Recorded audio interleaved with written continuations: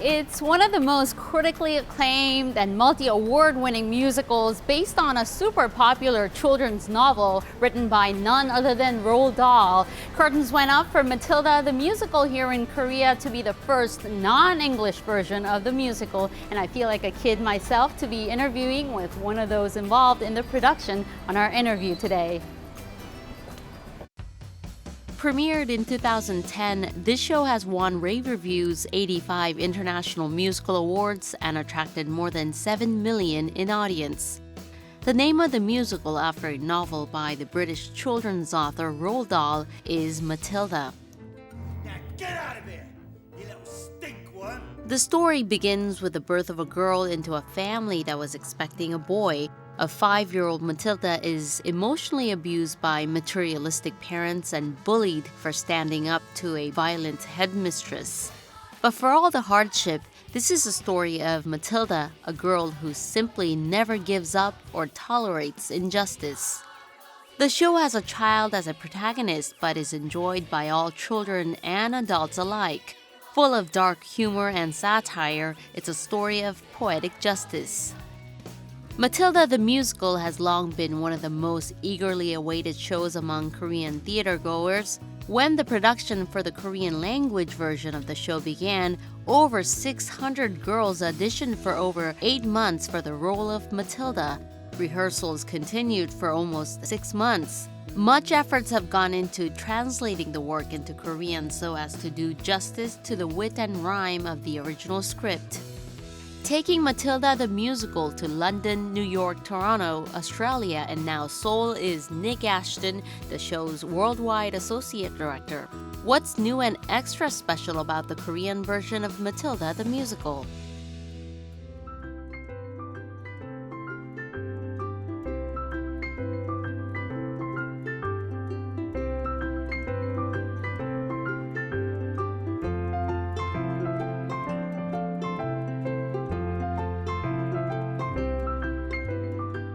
Welcome to our program. Nice to meet you. Great to be here. Thanks for having me.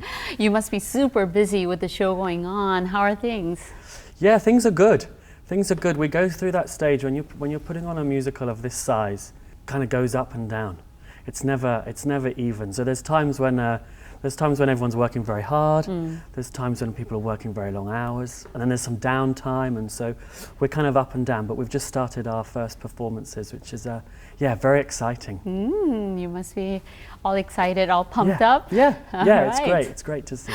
Well, a survey by a Korean media picked Matilda the musical as the musical that Korean musical experts want to bring into the country. It happened finally. Yeah. Happens to be the first non-English version of the musical itself. How exciting is that? How are you feeling about this? It's great. It was something I was very concerned about initially, knowing that, I've directed Matilda for a number of years now in lots of different productions.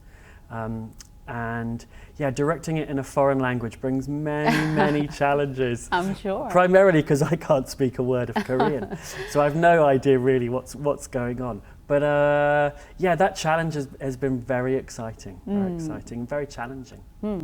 Tell us more about what makes this version of Matilda special. I guess for me, it's the fact that it is in a foreign language. So what that does to me, and also the rest of the international team, because there's a number of us here putting on Matilda, it challenges us to kind of use language in a different way. It's very easy to every day in rehearsal get quite used to using the same language, using the same sort of metaphors, using the same images, being very confident in knowing how you're going to communicate to the actors. But when you can't communicate directly, and even some of the metaphors that you use, they don't always land with the Korean actors. So Give us an example of what you mean by that. An example of what I mean would probably be So in the show, there's Miss Trunchbull, the headmistress. She's quite insulting. She uses loads of brilliant words and offensive language. And some of that to us would be offensive, like calling someone a toad, for example. That would be offensive. But when we were working on the translation, the Korean team here talked about what a toad might mean, and actually, it might not necessarily be a sort of wrinkled, shriveled up, sort of wart-ridden animal. It might be something sort of associated with fairy tales or good luck or something. So we have sort of different reference points. So keeping a check on that is always interesting. I see. I'm sure you've run into many difficulties doing it in this being the non-English version of the musical. And give us some episodes, if you will, of some of the difficulties and challenges that you had. I guess the first challenge was during the audition process. The story of Matilda, I mean, it's about many, many things, but one of its main themes is the relationship between adults and children.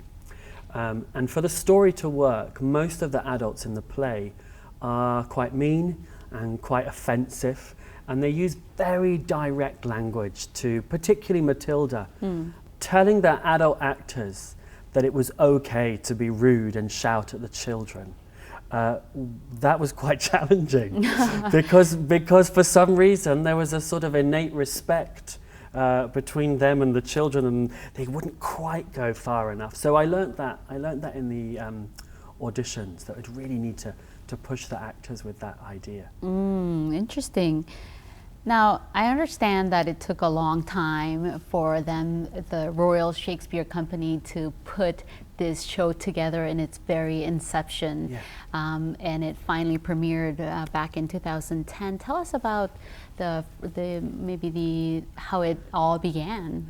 Well, it's really exciting that a show like Matilda comes from a company like the Royal Shakespeare Company, because in order to get the show to, I guess, the standard, get it to the quality that everyone wanted it to be, it takes some kind of investment. It takes financial investment and creative investment and an investment of time. And it's only really a company like the Royal Shakespeare Company that's supported in that way that can truly invest in the years of work that goes on before audiences ever get anywhere near a production. And so Matilda was workshopped for a number of years. There was one version that didn't have any children in it. Interesting. Yeah, interesting. That was swept under the carpet, and a new idea came along. So yeah, lots of different things were tried, and that's the joy, I guess, of working in the UK, where we have a culture of supporting the arts and funding organisations to develop new works. Now, you started from West End, and now you're working all around the world, including Broadway, New Zealand, Toronto, and Australia as well. And now you're here in Korea. What's unique and special about the Korean version this time around? Apart from the language itself, obviously. I think the thing that makes it unique is seeing how the audiences respond to it. And that's happened all the way around the world. So the show originally was in London, in the West End. And the creative team are a British creative team. So there was a level of confidence in knowing how the audience might receive the work. And then we opened the show on Broadway, and seeing how American audiences responded to it, that again was slightly different. Interestingly, the Canadian audiences and the Australian audiences are pretty similar to the UK audiences, how people responded, and that was quite warm to know actually, although geographically we're miles apart around the world, culturally we're actually quite close. But being here in Korea, seeing the audiences respond to it, I think that's what makes it special. There's moments, there's sort of beats in the language where I would naturally expect to laugh. Nobody finds it remotely funny. And then there's something that there's never usually a laugh, but the Korean audiences are finding that funny. How people appreciate the work, whether people yell and cheer or whether people sit quietly and listen. That's what makes it special. The interaction. The interaction between the actors on stage and the audience. I guess people in different parts of the world have different sense of humors. When you produce the show in different countries like this, do you adapt to the country that you're producing in or you're performing in at all, considering their history, their culture, or is it pretty much the same, the original version of it? It's it's the same. It is the original. So if you come to see it, it'll look the same as it has been all the way around the world. It will sound the same. And there's just, I guess the Korean production is a few minutes longer than all the others because you have so many words to cram into our English text. Something can just be 3 or 4 syllables in our English text. And you have the joy of 11 or 12 syllables. So the show's just a little bit longer. Tell us about how the translation and the interpretation of the work itself went. Yeah. I guess the same as how this show was originally created. It was done by a team of people over a period of time. It's quite an intense process. I'm sure. So it's not actually something you can lock yourself in a room and go, we're going to do this, we're going to do it now, and we're going to achieve it. So I guess it's like all sort of creative things, isn't it? There's a time and a place for when it feels right and when it feels like you're doing good work. So we have a translator of the production. There's 2 Korean directors that work with me. I see. And I also have my own translator that's with me all the time. And so we would just spend time together. We would talk about it, the translation would happen, everyone would run off their separate ways for a few days and then we'd come back together. And the same thing was happening in parallel with the musical directors. Because that's even more challenging, I think, trying to find the number of beats to fit into the songs. So a long, lengthy, thorough process, which was ultimately very exciting to see how the show would translate. I see. Now, I'm sure there was fierce competition in the casting of the young girl Matilda. Yeah. And I hear that you were actually involved in the audition process. Tell us more about that. It's a long and lengthy process, but it has to be. It has to, what we're asking of these girls. So we have, particularly the Matildas, we have 4 young girls, 9, 10-year-old girls that play the role of Matilda. And we as a team have to be really confident that those girls not only have the skill and the ability to play the role, but they also have the strength, the sort of mental strength and the physical strength to be able to do the performances. So it's not something you can decipher just meeting someone for a few hours. So we would meet a whole group of girls for the role of Matilda, and then we'd narrow it down a bit, and then the next week they'd come back, we'd do a bit more intense work. And every time you're sort of building up the intensity of what you're asking and just seeing how they cope with those demands. So yeah, exciting to see. Yeah, if you don't mind my asking, does it involve singing and dancing? And it involves everything. So the thing that's really important to us is that Matilda is a brilliant storyteller. Throughout the whole show, Matilda narrates a story as well as being her character, and so she has to be able to communicate quite clearly, and to have a love of words, a love of language, as well as all the other sort of attributes that make who she is. So storytelling, being able to speak clearly, being able to be strong on the stage. That's something that's important to us. And then Matilda sings and she dances as well. 옳지 않아 옳지가 않아 똑바로 해야지 백금발 염색약 초강력 컬러 어린이의 손에 닿지 않게 주의하시오 난다 발모제 남성용 콜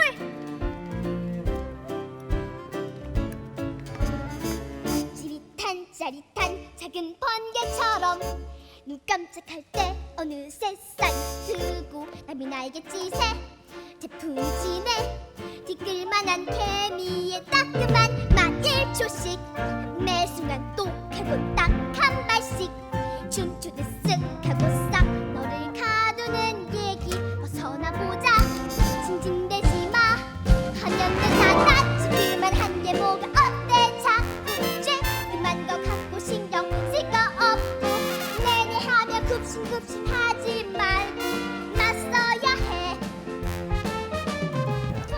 What's the youngest Matilda that you've had audition for this role? I think something went slightly wrong with our auditions here, and we saw some little girls that were just too young. Too young. But their enthusiasm, or maybe it was their parents' enthusiasm, was greater than our actual casting breakdown. But the youngest we would go for someone to play Matilda was about 8 years old. I see. Yeah. And I believe there are 4 Matildas That's and right. 4 Bruces. Yeah. What's the, I guess, apart from the obvious reasons of rotating, what are the reasons that you cast so many Matildas and Bruces? I think primarily it's to do with their stamina. There's no way that they could perform that role 8 times a week. We also must remember that ultimately they're children. And so the show is very important to us, but also their welfare and how we care for them and what we ask of them is actually more important. So if someone playing Matilda is not well or is not feeling up to it or slightly under the weather, then we need to know that we have someone else that can play the role. So for Matilda and her, one of the boys in the show, Bruce, we always have 2 children in the theatre at any time. I see. In case someone gets sick. What is your general assessment of the Korean young talent out there after having auditioned so many kids? I believe 1,500 of them too. Yeah, that's probably about right. Yeah, the work ethic's incredible. Seeing the children want to work hard, that's inspiring. That's exciting to see that, because then you can give, as a director, you can give something to children that want to work hard. They want to please, which sometimes is not very helpful, actually. The need to work hard is fantastic, but if they're working in order to please me or to please the team, then they're sort of not actually really in the moment. It's like they're sort of outside their body, wanting to please the director. So that's sort of that's something that can sometimes get in the way. Unlocking their imagination and their creativity, that was the challenge. The first 3 or 4 weeks, that was challenging. There was an inherent respect between the kids and me and the team, that they didn't want to get anything wrong, didn't want to make mistakes, a little bit scared to try things out. So convincing them that the rehearsal room is a safe space and it's okay to make mistakes. The best thing you can do as an actor or as a performer is to try something and for it to be a huge failure. Because once it's a failure, you've learnt from it. And then you can pick yourself up and try another idea. But being scared of failing sometimes can get in the way. But we work together on that. And culturally, we are ultimately quite different. Right. And so I've certainly learnt a huge amount from the Korean culture and the Korean children. And fingers crossed they've maybe learnt something from me. Korean kids and their parents can be perfectionists, I feel like. And that could somehow get in the way of them performing and without the fear of making a mistake. And I want to know how you were able to have them break out of their shells a little bit and really be themselves. I guess it's probably to do with the directness of the journey. If you think of them on day 1 of rehearsal, and then what you could describe as perfection, that's the journey that they want to take. But the journey that's much more interesting is one that goes like this, and then maybe it goes all the way back to the beginning, and then you start again, and then ultimately yeah, you get to again, what you could describe as perfection, but it's knowing that you've been on that journey, knowing that you've discovered things, knowing that you've made mistakes. And so I guess the way we do that is to create an environment where it's okay. It's absolutely okay to make those mistakes. It's not okay not to try hard. There's still a professionalism in the rehearsal room. Everyone involved in the production, adults, kids, us as a team, every single day we have to give everything we've got, and everyone has to work as hard as they can. But if that results in a tiny little failure, it's absolutely fine. We learn from it, we pick ourselves up and we move on. Sure. 우리 말만 정답이야. 틀려먹은 우리가 답이야. 모든 걸 의심하러 Why? 기억해 약간의 똘끼. 전혀 지키며 살라 했지. 우리 다 같이 개긴다면 어제처럼 지구할 말 없지. 해보들고 천천히 듯이 그때는 이럴지 몰랐겠지. 일어나 옳시다 우린 뒤틀리고 뒤틀렸어. 이 세상이 미친 춤을 춰. 지칠 수 없어. 누가 틀렸어. 뒤틀려 먹었어. 틀린 틀은 비틀어 싹깝게 부셔. 틀려먹은 세상에 틀려먹은 애들 미친 몸짓으로 빡친 춤을 추고 눈치 따윈 안 보고 지치지도 않아. 틀린 틀은 비틀어 틀려서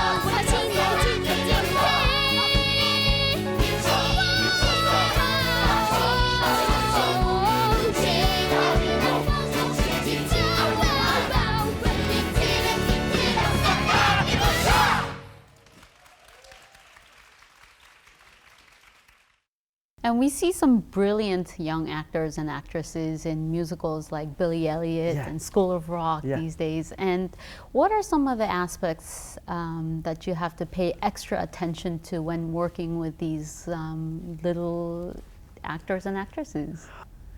I think it's a responsibility. I always feel like working with these young people is a huge responsibility, because not only are you teaching them the show, not only are you helping them to create the characters and giving them the confidence to perform, you're, for the period of time that we work with them, you're sort of shaping their lives, you're part of their lives. Sure. If you think I'll work with everyone for 4 months, for 6 hours a day.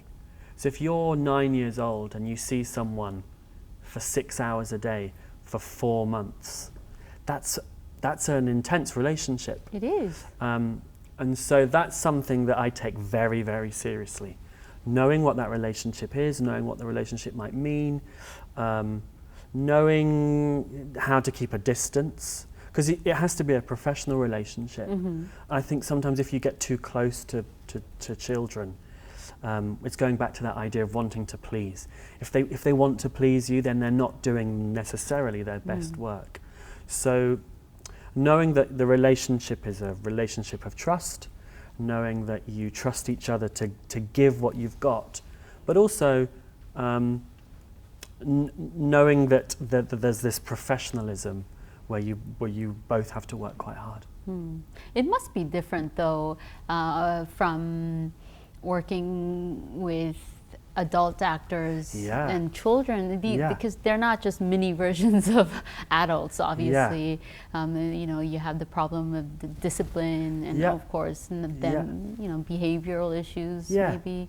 So I want to know what are some of the challenges and maybe some fun the parts challenges. too. I guess it's easy to assume that because kids are kids, they're not as clever or they're not as connected or they're not as involved. But in my experience, the brightness of the children is incredibly exciting to see.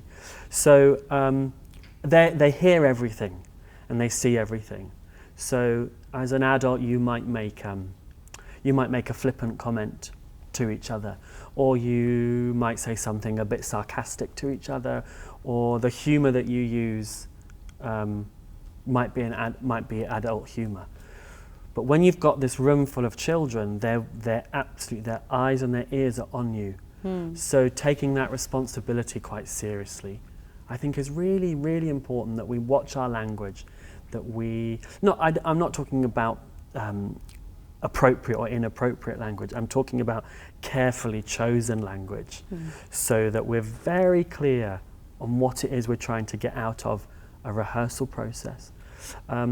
The other thing I think is important working with children is that you're either working or you're having a break.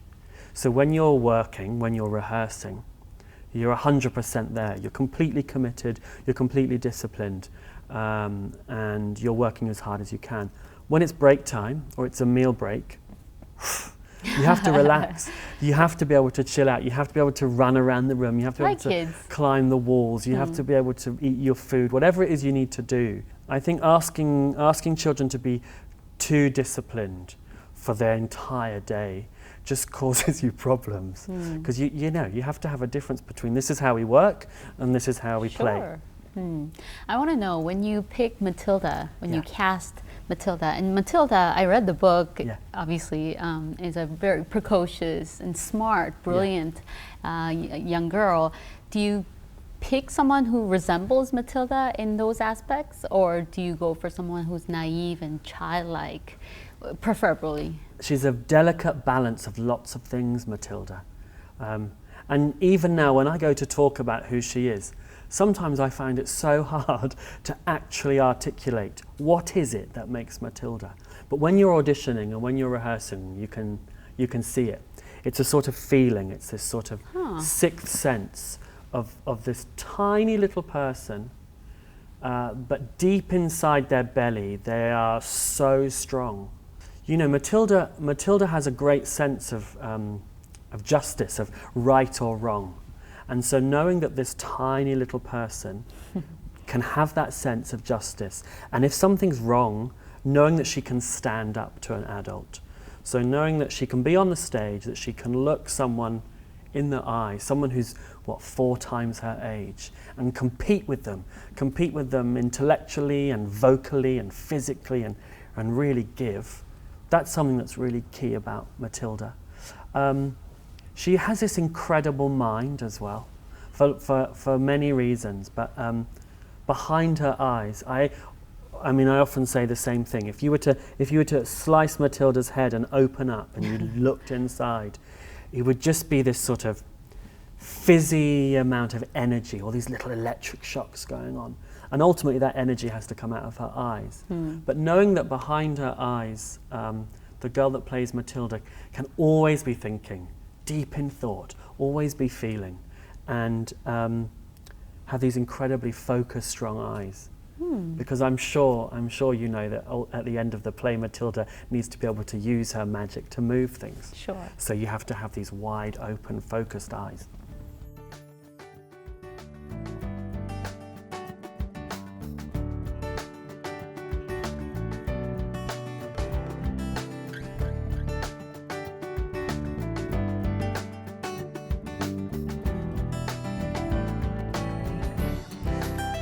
Now, apart from a few figures, now most of the adults in the book, in the story, are cruel and mean. Yeah. How do you portray them in the musicals, and what are some of the struggles you have in portraying them in the musical? I guess they're quite amplified in the musical. The characteristics. So there's Mr. and Mrs. Wormwood, Matilda's parents, who are stupid and idiotic and unkind people, and all those characteristics are quite amplified. Same thing with Miss Trunchbull. She's vile. I mean, ultimately she's a murderer. It's interesting seeing when we rehearse the show before we move into the theatre. We run the show in the studio, and seeing the actors just in their everyday clothes, the show's really quite upsetting. Because these emotions are so truthful and so real. Seeing these idiotic, stupid adults be so offensive to children, it's quite shocking. Then when we work on the stage and you put the Wormwoods are in these crazy, outrageous coloured costumes, it sort of slightly dilutes the emotion a little bit. But physically, I guess, sort of heightening it. It's been 30 years since Roald Dahl published this novel. Do you think with the changing times, the musical has to be tweaked a little bit No, I don't. I think it's even more relevant as it's always been. It's sort of, it's a story of like the underdog. Matilda's born into this family where her parents don't love her. Right. She goes to this school where the person in a position of power, in a position of responsibility, is corrupt and vile and vicious and disrespectful. So in the world that we're living now, knowing that the underdog, knowing that the 5-year-old girl can cause this revolution to overturn the power with the adults, having this sense of justice, knowing the difference between right and wrong, for Matilda, for the children, knowing that that you're in charge of your own destiny. It's so easy to think, this is my life, this is what I've been given, these are the people that have control and power over me, this is the destiny that I'm going to follow. Well, Matilda tells us that you can rewrite your story, you can change your story. You have to be brave, you have to stand up to what you believe is wrong, but with a sense of knowing the difference between right and wrong, knowing that you're in charge of your own destiny. I think that's as relevant now as it ever has been. Now, School Song is one of the best known pieces in the musical, of course. Yeah. It's a play on words with the alphabet. Yeah. So I want to know, how did it translate into Korean? Yeah. And, what were some of the difficulties? That was probably our most challenging. Yeah. I'm sure. So the School Song is based on the alphabet, A, B, C, D, the actual sounds. So Tim Minchin, who wrote the lyrics, the music and the lyrics, wrote a story that on particular strong beats, the story would land on the A and the B and the C. And that's the whole song is based on that premise. When we looked at the translation, the first place to go is to do a literal translation, and then you can tweak that creatively. With the School Song, that was completely impossible. So our translator just took the strong beats, knew where they were. She's written a completely different story with the same intentions, with the same ideas, and it lands. That's it. That's a moment of the Korean production I can understand these alphabet sounds.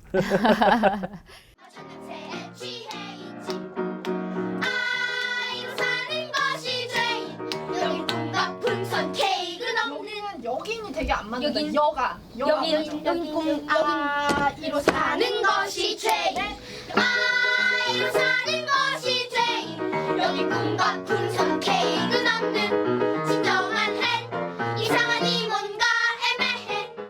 And Matilda has these supernatural powers, which I'm sure is created beautifully, magically on the stage. So give us a sneak peek into some of the scenes, the set production that happens on the stage.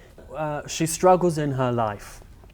We know that. And so one of the places that she likes to go is she likes to go to the library. She reads books. So she fills her mind with stories. And as part of that, she fills her mind with language. And so her brain is being full of all this sort of goodness, this nourishing ideas and thoughts. And ultimately, that builds up in her head to this sort of fizzy, magical kind of energy, which ultimately has to come out of her eyes. It pushes out of her eyes. And so that power she can use to, there's a cup that she tips over, and she gets to write on this. She have a huge chalkboard that Matilda uses her eyes to write on. But as to how we do the effects, absolutely not saying a word. Just come out and see. All right, well, I can't wait to see especially the swing performance of When I Grow Up. Oh, yeah. Yes, and I'm sure the children must have spent hours practicing. Yeah. Because there's singing and swinging and everything involved. Yeah, they do. It's a great sense of relief, that song, When I Grow Up. It happens at the beginning of Act 2. And yeah, as you say, the children are playing on these swings, and it's highly choreographed how everything must work, and like the length of the rope must be exactly the right length, and the speed of the song must be exactly right. So so that everything flows. And like all elements of the production, it has to be rehearsed with detail and with care. So yeah, the kids have been working on that for a number of weeks before we did our first performance.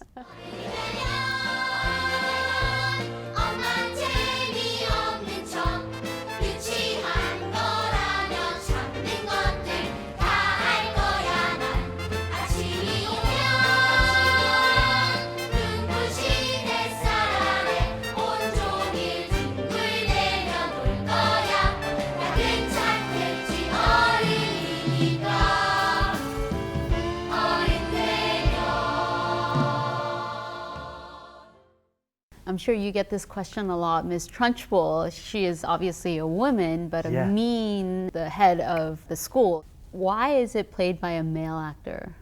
Yeah, interesting question. If you think of like sex, male and female, it's not a single thing. We all exist somewhere on this spectrum of being completely female, completely male, and somewhere on that spectrum we all exist in our own special way.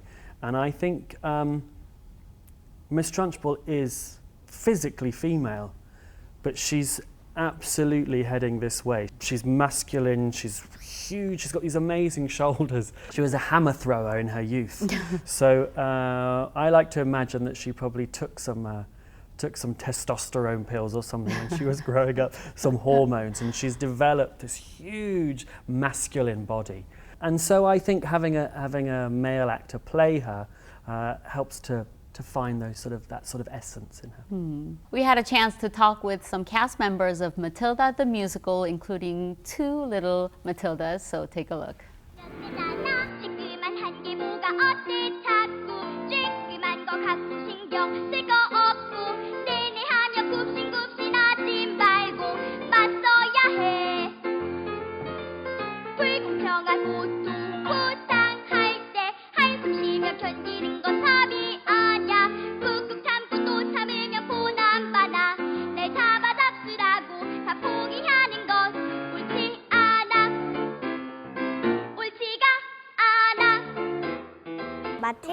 마틸다가 유일하게 뮤지컬 중에 여자아이가 주인공이잖아요. 그래서 꼭 해보고 싶었고 마틸다가 저랑 닮은 것 같기도 하고 하는 행동도 비슷해서 해보고 싶었어요. 트런치불이 무섭잖아요. 근데 트런치불한테 굴하지 않고 그 못돼 처먹은 뚱땡아라고 말하는 거 보면은 진짜 당당한 아이고 용감한 아이인 것 같아요. 마틸다 목소리를 쓰라고 했어요. 강한 눈빛을 쓰라고 했어요. 이렇게 딱 미라클 마지막 부분 올라왔을 때 강한 눈빛을 어떤 관객 한 명을 정해서 딱 쏘라고, 너 이러면 안 된다라는 눈빛으로 쏘고 또 마틸다 목소리로 크게 내라고 하셨어요. 여기 이 골맞춰진 세포 알갱이들은 참신한 지옥을 맛보게 될 것이야. 너 바로 너 때문에. 있나요? 내가 만약 불타는 꽃 지라하면 내 마음에 피어난 그 꽃 당신 마음속 새빨간 꽃잎의 제도와 같은 걸까? 닉 연출은요, 일단 인내심이 굉장히 강하고요. 그 배우가 뭔가 방향을 잘못 가고 있을 때 틀렸다 하고 이제 지적을 해주는 게 아니라 배우가 본인이 스스로 깨달아서 돌아오게끔 하는 기술이 있어요. 아주 긍정적인 연출 기법을 가지고 계시고 전체적으로 배우들에게 항상 강조하시는 거는 항상 이 마틸다라는 작품을 무대 위에서 어떠한 장면이건 어떠한 노래건 이게 내용이 흘러갈 때 항상 마음속에 커다란 진실을 가지고 연기를 해주세요라고 얘기를 해요. 제가 맡은 트런치불이라는 이 역할이 배우 생활을 하면서 정말 한 번 만나볼까 말까 할 정도로 굉장히 특이하고 개성이 있고 무대 위에서 보여지는 어떤 임팩트, 카리스마가 굉장히 뛰어난 인물이라 한번 도전해보고 싶은 마음이 굉장히 컸어요. 닉 애쉬턴 연출이 계속 요구를 하는 게 잔인함, 차가움, 서슬퍼런 느낌을 좀 많이 살려달라. 감정이 이게 폭발해서 흘러나오는 것보다는 굉장히 이 사람들에게 잘 드러나지 않는 내재되어 있는 좀 움직임을 많이 보여달라라는 요구를 많이 하셨고 그 가운데 순간순간 이제 이 살인마의 광기가 튀어나오는 그런 부분들을 좀 많이 캐치해달라라고 얘기를 해주셔서 어떤 그런 굉장히 무섭지만 귀여운 구석이 있는 트런치불이 만들어지고 있어요. 설명할 때 한숨 쉬며 견디는 건 답이 아냐 꾹 참고 참으면 보단 많아 또 그럴걸 쬐끔하고 힘이 별로 없다 해도 쬐끔한 용기를 내면 할 수 있어 험한 세상에 쓸리고 휘둘려 날 잡아 잡수라고 다 포기하는 것 옳지 않아 옳지가 않아 배울 때 물론 둘은 서로를 몹시 사랑했고 이런 고개사 1이라고 치면 앞부분까지는 이렇게 확 이렇게 신났다 이런 걸 다 표현해주고 뒤에서부터는 조금 어두워져가지고 그런 거 설명할 때 행복했습니다까지 딱 기쁘게 해가지고 목소리도 톤도 조금 높이고 기쁘게 했다가 딱 보고 고정하고 물론 둘은 서로를 몹시 사랑했고 이런 식으로 이렇게 딱 설명을 해줬어요. 닉 선생님이랑 하니까 재밌기도 하고 잘 가르쳐 주셔가지고 더 실감나고 그랬어요. 그 누구도 나 대신에 해주진 않지 내 손으로 바꿔야지 나의 얘기 때론 너무 필요해 약간의 똘끼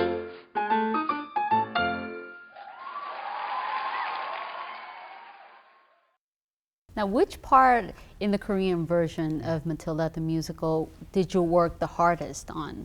Probably the story that Matilda tells. So there's the story that everyone knows and everyone loves of Matilda, with all the characters again that everyone will be very familiar with.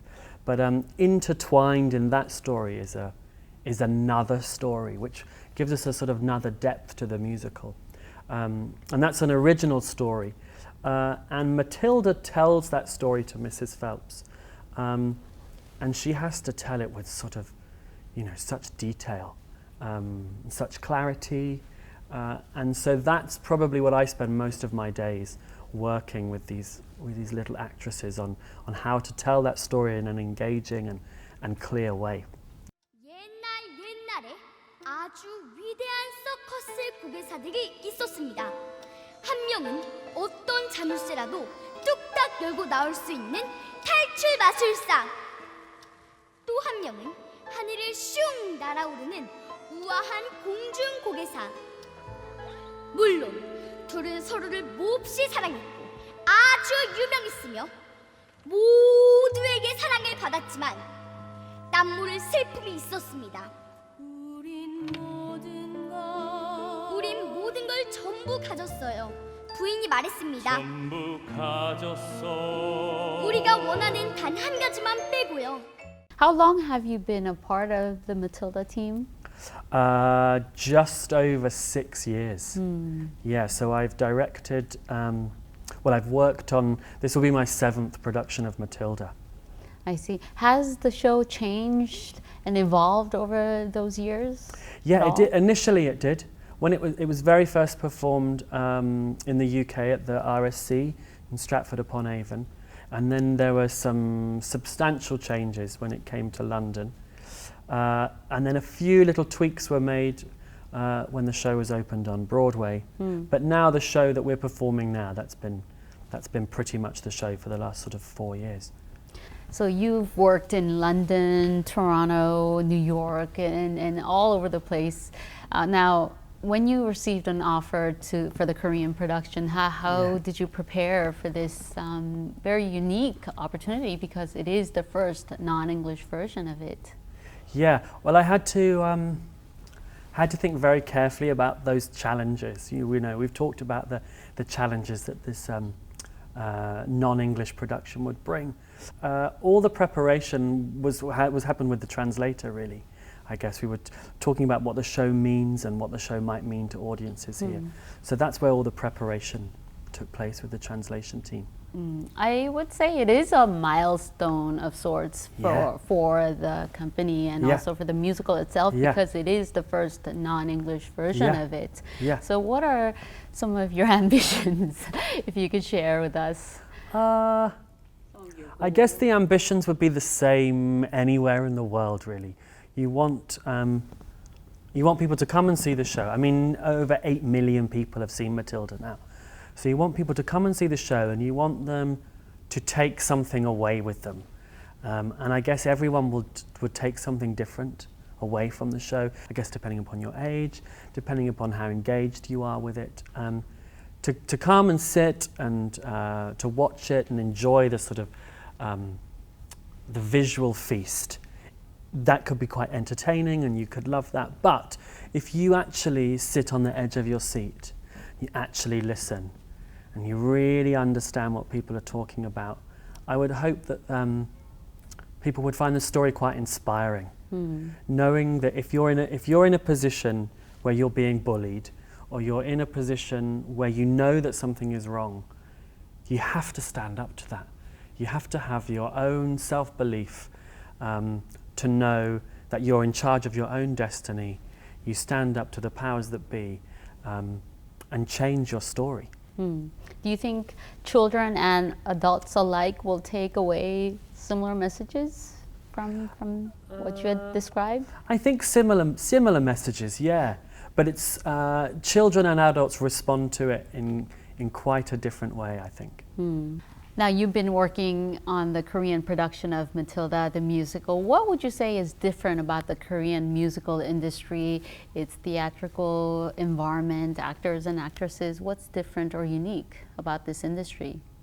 So when I first came to Korea, it was to audition for the production. That was entirely different from anything I'd ever experienced before. I guess because at home our sort of musical theatre industry is much older, it's much more established. So anyone who's going to perform in a musical in the West End in London will have an agent. And the casting director, there'll be a level of sort of filtering with actors before they get seen by the creative team. I see. That didn't happen here in Korea. So we saw hundreds of people, literally hundreds of people, some incredibly experienced, some incredibly talented and ultimately brilliant, and some people who weren't. So sitting through that was quite tiring. That was quite exhausting. I'm sure. Hundreds and hundreds of people that you need to watch and to sort through, right? Ultimately down to the final four. Yeah. Right. I want to know just how you were able to reach the final four. I have to trust my process, which I know could sound a little bit stupid, but I have to believe that what I'm doing in the room at that moment with those group of girls that want to play Matilda, I have to trust that that's right. And then you make choices. And then the next day you see a different group of girls and you make choices. And you do that for a few days. And then all the people that have got through that round, you then see them again. And you then have to make choices and you have to trust that what's really unhelpful and sort of plays with your mind is when you're sort of like at round 3 or 4 and you start going, oh, I wonder if what we did then was right. And then the whole thing sort of goes to pot. So you never want to go back. So you have to believe, no, never go back. Believe that your process is the process. And believe that the process is bringing you exactly what you need at the end. So we've just heard the actor mention your directing style. You bring out positive energy from people, from the actors, and that's really unique, and that gives them the energy to learn and to follow your guide, follow your lead. Now, so tell us about your directing style, if there is such. Interesting. So hard, isn't it, talking about your own process, knowing why you do something or how you behave. Certainly one of my aims in the rehearsal room is to create this place where people feel that it's safe. We talked earlier about making mistakes. You have to be able to make mistakes. It has to feel quite relaxed. I think acting is such an exposing art. You're going to stand on a stage and you're going to do something and say something in front of people who could be very quick to judge. So I think being respectful of how exposing it can be, I think is important. So yeah, creating a room where people feel safe, relaxed, but knowing that there's work to do. I think praising the good work, shaping the work that needs to be better, You know, honestly, nobody's going to learn anything from constantly being told what's wrong. I think it's important to identify what's right about something and then build on that. So more carrots than sticks for you. Absolutely, absolutely. All right, have you watched other musical performances in Korea? Yeah, I have. Okay. I went to see Chicago. Oh, wow. Okay. Yeah. How exciting was that? It was pretty exciting. It was funny because I've seen Chicago many times before. So sort of in my head, I was sort of singing along in the original English. But it's great, amazingly high standard. Was there anything, did you notice anything different about the production? Or? Similar to Matilda, where the laughs, where you're so used to a laugh being in a particular place. Nothing. And then at another time, that's when the laugh comes, finding the different beats in the lines. Yeah. West End is obviously the birthplace of musicals where you can enjoy these long-running shows and dedicated theaters. Do you think with the changing times and people's fickle tastes and trends changing all the time, do you think West End theater is always trying to keep up and to adapt? Or just stay the same as it's always been? I think it's always adapting. I think the work on stage is always adapting. And you're thinking now about how musicals are written now and how musicals used to be written. You know, there used to be these 4 principals, and then there used to be a chorus of people that would come and support them like 2 or 3 times in each act. And there would absolutely be this hierarchy, and everyone would be rehearsed quite separately. And these people would be hugely famous and paid a lot of money. These people wouldn't be. And now musicals are written in a much more sort of collaborative way, where everyone has something to contribute, everyone's equal and everyone brings something to the table, and it's much more sort of leveling experience. I think certainly at home in London, of course there's people who are well established and there's people that will sell tickets. But the exciting thing about musicals in London is that audiences will go and see them to give it a go, to try something out. It doesn't need anyone famous in it. It just needs to be an idea that sounds exciting, and people will take a risk on that. So it's a pretty sort of vibrant scene in London. Yeah. Now you've spent a few months here in Korea now. Yeah. Have you gotten any new inspirations, if you will, for your next show? At all? New inspirations for a show? No, absolutely not. Maybe the only thing I feel I could do is I could probably write a musical about what it's like to be in a hotel room.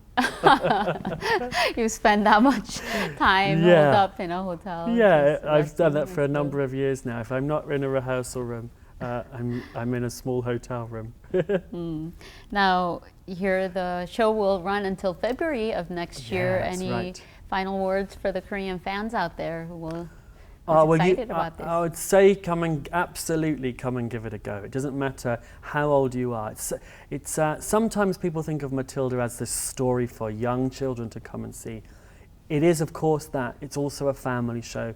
It's also something that you could just come as a group of adults, come and see it, take a risk, listen to the story, and hopefully you'll enjoy it and take something away with you. All right. Well, thank you so much for your time. I really enjoyed our conversation. Great. Thank you. Good to see you. That was our interview with Mr. Nik Ashton, the Associate Director of Matilda the Musical that runs until February of next year. Do come out with your child to enjoy the performance, or do bring out the child in you to come out and enjoy. Well, thank you so much for watching, and do join us again same time next week.